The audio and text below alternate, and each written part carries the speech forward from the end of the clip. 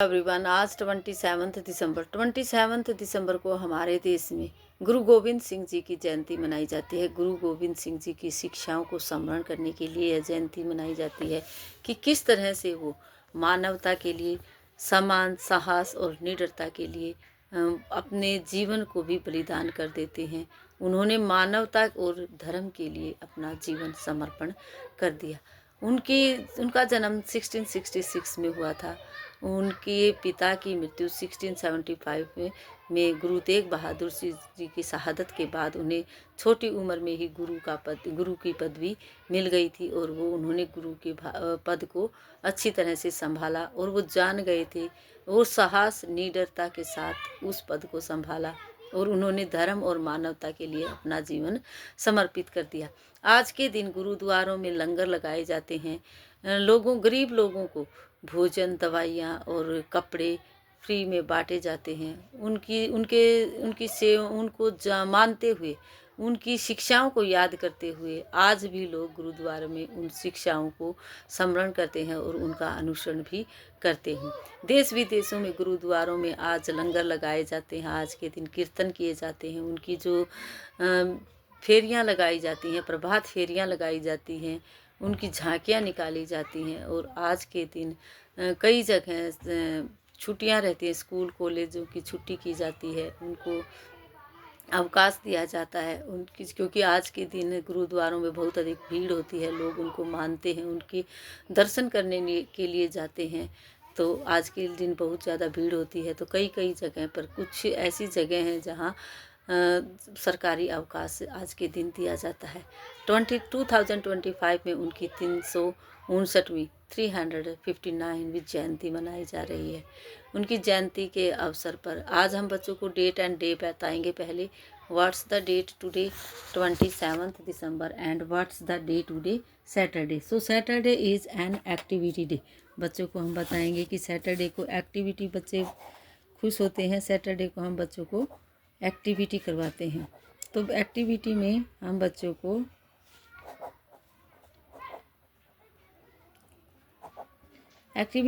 बच्चों को आज एक कहानी सुनाएंगे कि किसी को भी कम नहीं समझना चाहिए। एक छोटी सी कहानी सुनाएंगे। कहानी के माध्यम से बच्चे सीख पाएंगे। कहानी सुनेंगे खुश होकर और उसके क्वेश्चन आंसर, उसके प्रश्न उत्तर भी बच्चे बताने की कोशिश करेंगे। हम बच्चों को बताएंगे कि एक बार एक शेर था। इस तरह से शेर था। वो ऐसा शेर था जो जंगल के जानवरों को बहुत अधिक परेशान करता था। जंगल में बहुत सारे जानवर होते हैं। हम बच्चों को बताएंगे कि उनमें हाथी होता है, खरगोश होता है। इस तरह जंगल में बहुत सारे जानवर जो कि पशु पक्षी भी होते हैं उनमें, जैसे चिड़िया, कबूतर, चील, इस तरह के पशु पक्षी वहाँ बहुत सारे होते हैं। और जंगल में पेड़ भी बहुत सारे होते हैं। इस तरह से पेड़ों के बीच रहते हैं। वहाँ पानी के तालाब होते हैं जहाँ पानी पक्षी और पशु पानी पीते हैं। और वहीं बहुत सारे ऐसे फलों के पेड़ होते हैं जहाँ पक्षी अपने वहाँ से फल तोड़कर फल खाते हैं। और पशु पक्षी जो बहुत ही प्यार से, प्रेम से रहते हैं। लेकिन वहाँ एक शेर था जो शेर सभी पशु पक्षियों को परेशान करता था। एक दिन सभी पशु पक्षियों ने अपनी मीटिंग बुलाई और सभी पशु पक्षी उस मीटिंग में आए। सभी ने आकर इस बात पर चर्चा की कि शेर को कैसे सबक सिखाया जाए। शेर क्यों हमें परेशान करता है, हमें शेर को सबक सिखाना चाहिए। तो खरगोश ने कहा कि हम क्या कर सकते हैं, हम छोटे हैं, हम कैसे उसे सजा दे सकते हैं, कैसे उसे सबक सिखा सकते हैं। तो तभी एक कबूतर ने कहा मेरे पास एक आइडिया है। सभी ने खुश होकर कहा हाँ बोलो क्या आइडिया है। तो उसने कहा मेरा एक मित्र है और उसने उस बारे में उसको सभी को बताया। सभी उसकी योजना सुनकर खुश हो गए। तो कबूतर ने अपने दोस्त मच्छर को बुलाया। मच्छर, कभी बोलते हैं किसी को छोटा नहीं समझना चाहिए, तो मच्छर को बुलाया। मच्छर आया मीटिंग में। उसमें जो जंगली जानवरों और पक्षियों की जो मीटिंग थी उसमें मच्छर आया और मच्छर ने हाथी के ऊपर बैठ गया। मच्छर आकर हाथी के ऊपर बैठ गया। इस तरह हम बच्चों को बताएंगे। फिर इसके साथ हम बच्चों से क्वेश्चन पुट करेंगे कि मच्छर आया था तो कहाँ बैठा था। इस तरह के बच्चों का माइंड डेवलप होगा। इससे बच्चे ध्यान रखेंगे, कहानी को ध्यान से सुनेंगे। तो मच्छर कहाँ बैठा था, इस तरह के क्वेश्चन हम बोलेंगे।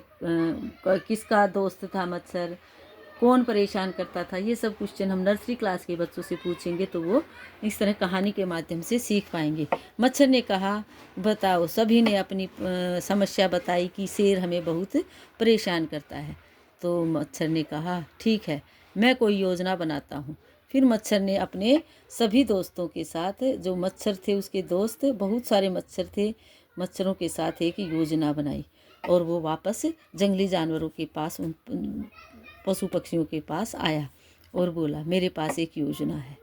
तो सभी ने कहा, हाँ बताओ क्या योजना है। हम शेर से पीछा छुड़ाना चाहते हैं, शेर ने हमें बहुत परेशान कर रखा है। तो मच्छर ने खरगोश के कान में बताया। हम ये क्वेश्चन बच्चों से पुट करेंगे, बताते रहेंगे कि किसके कान में बताया। मच्छर ने योजना को खरगोश के कान में बताया और खरगोश ने सभी को फिर उसके जाने के बाद बताया। उसकी जो योजना थी वो सभी को पसंद आई। उन्होंने मच्छर को बुलाया। मच्छर आया और शेर के पास गया। शेर से कहा, शेर महाराज, महाराज आप इतने बड़े, इतने ताकतवर हैं, आप सभी जानवरों को क्यों परेशान करते हैं। शेर ने कहा, क्योंकि मेरे अंदर ताकत है। शेर घमंडी था। शेर ने कहा, मेरे अंदर ताकत है इसलिए मैं सबको परेशान कर सकता हूँ। तो मच्छर ने कहा, ऐसी बात नहीं है, पर इस ताकतवर के पास ही नहीं होता, दिमाग सभी के पास होता। हम छोटे मच्छर हैं लेकिन हमारे पास भी दिमाग है, तो हम भी कोशिश करके आपको हरा सकते हैं। शेर ने कहा, नहीं ऐसा नहीं हो सकता, मैं बहुत ताकतवर हूँ, मैं तो तुम्हें इस तरह से मसल दूंगा। मच्छर ने कहा, ठीक है। मच्छर ने अपनी भाषा में सभी मच्छरों को बुलाया। भी भी करते हुए, भिन भिन करते हुए मच्छर, सभी बहुत सारे मच्छर आ गए और शेर के ऊपर भिन भिनाने लगे। सभी मच्छरों ने शेर को एक साथ काटना शुरू किया। शेर को एक साथ मच्छरों ने काटना शुरू किया और मच्छरों ने काट काट कर शेर का बुरा हाल कर दिया। मच्छर जब काटते हैं तो परेशान कर देते हैं। तो जब शेर को मच्छरों ने काटा, बहुत सारे मच्छर एक साथ आ गए और मच्छरों ने शेर को काटना शुरू कर दिया। तो शेर परेशान हो गया, इधर उधर उछल कूद करने लगा, लेकिन मच्छरों ने उसको काटना नहीं छोड़ा। आखिरकार शेर परेशान हो गया और उसने सभी जानवरों, सभी पशु पक्षियों के सामने हाथ जोड़ लिए और क्षमा मांगी, माफ़ी मांगी कि मैं आज के बाद किसी को परेशान नहीं करूँगा, मुझे माफ़ कर दो। मच्छरों ने और सभी पशु पक्षियों ने मिलकर शेर को माफ़ कर दिया और शेर को छोड़ दिया। तब से शेर ने किसी भी पशु पक्षी को परेशान नहीं किया। तो बताते हैं कि किसी को भी छोटा नहीं समझना चाहिए, क्योंकि मच्छर कितना छोटा था और शेर कितना ताकतवर था, लेकिन फिर भी मच्छरों ने मिलकर ताकतवर शेर को हरा दिया।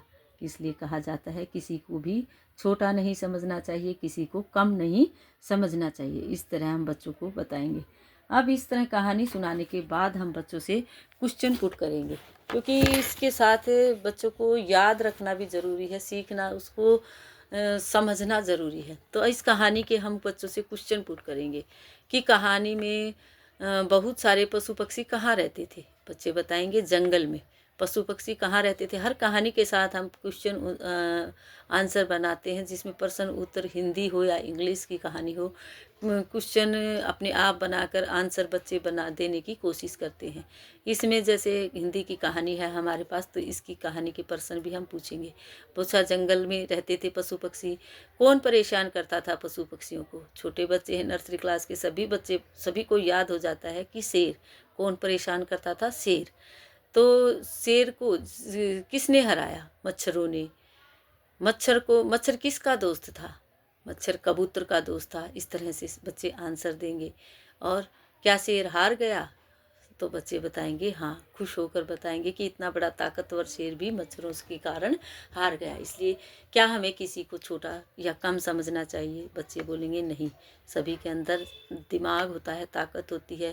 अपने दिमाग को यूज करके वो बड़े से बड़े खतरों से, बड़े से बड़े जो हमारे सामने समस्याएं आती हैं उनसे हम लड़ सकते हैं। इस तरह की शिक्षा बच्चों को देंगे कहानी के माध्यम से।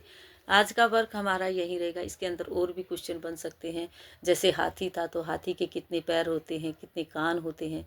हम बहुत सारे क्वेश्चन इसमें बना सकते हैं बच्चों से पूछने के लिए। आज का वर्क यही रहेगा। Thank you. Have a nice day.